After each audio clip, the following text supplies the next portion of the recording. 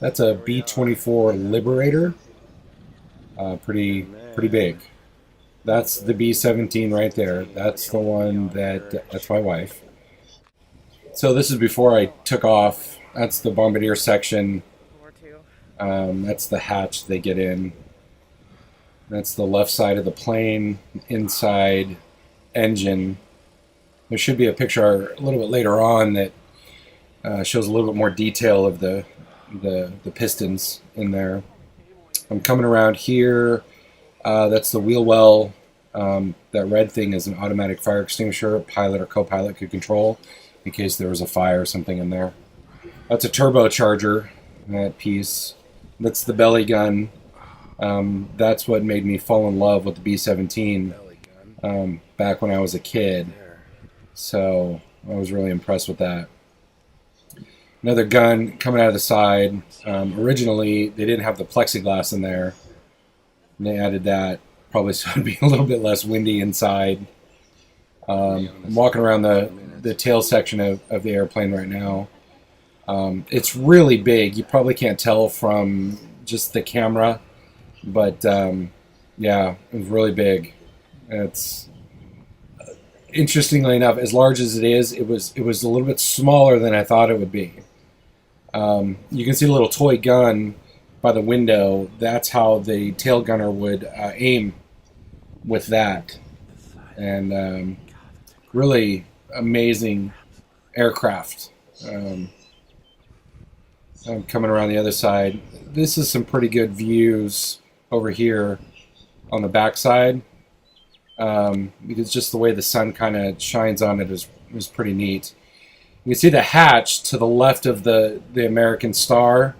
That's actually where we went in. That's how we got in the aircraft, was right there. Absolutely, positively incredible. Just incredible. This is through the back part of the plane, looking through the plexiglass. That's an M2 Browning 50 cal, the barrel anyway. Off in the distance, you'll see Mount Woodson right there. I drive by that every day. That's 67 right there. It's pretty incredible. Some of the people. Those are the ammo drums for the belly gun. So there's the top view of the belly gun. This is actually outside of the aircraft right here. I held the camera out through the opening. So this is me about ready to put my head right outside. You can see the wind in my hair. So I put the camera up all the way out of the aircraft, pointed back at me. It's wide open, and it's incredible. It really was. I mean, just amazing. Yeah. Wow. Okay, here is over the wing, probably from the radio room, I believe. Yeah, this is from the radio room. And this is actually from the front top turret above the cockpit. You see right there those glass windows. Those are where the pilot and co-pilot sit. Really incredible view. You see the marine layer way off in the distance. The engines. The only thing about the voiceover is you can't hear the noise. I'll leave something open so you can hear it. Another shot of the engines. That's over the left wing, obviously. Here's the cockpit right here. You can see, I mean, clearly you had no computers or anything back then. That's why the pilot is constantly moving those things. This is the bombardier section, looking over Interstate 15 going north. That's the bomb site right there. Another 50 cal machine gun. The bomb site right there. You get a really good view of it here in a second. I apologize for a little bit of shaky camera, but I filmed everything.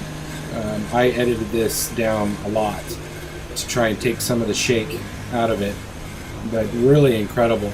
You can see the ground below. That's actually looking through the bomb site with the camera. It still works, which I thought was pretty incredible.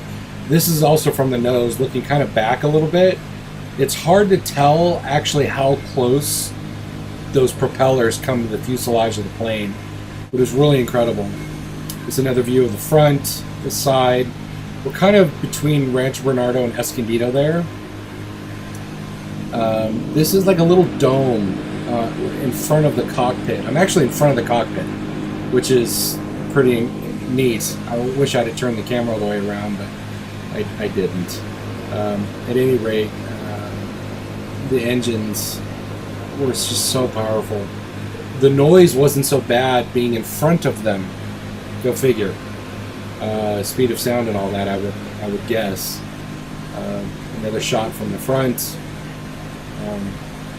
What's coming up? Now, this shot right here, I believe I put my hand on the glass. You can kind of get a frame of reference to how close those engines really were. You can see my hand on the glass, maybe to get a little bit of reference there. And at that point, I noticed our shadow down below, which I kind of just caught out of the corner of my eye. So once we're turning here, you can see the shadow right there. So I zoom in on it because it's such a distinct shadow. The wings are so much larger on a propeller-driven plane than they are on a jet.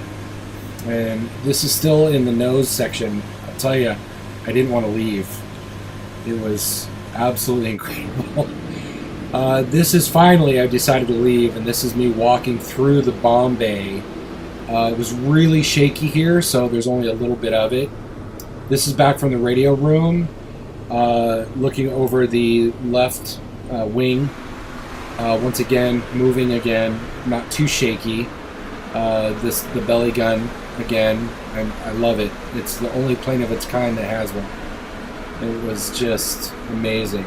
And then I'll let you listen to the rest of the sound after this, so you can hear just some of the audio from the plane. It's really incredible.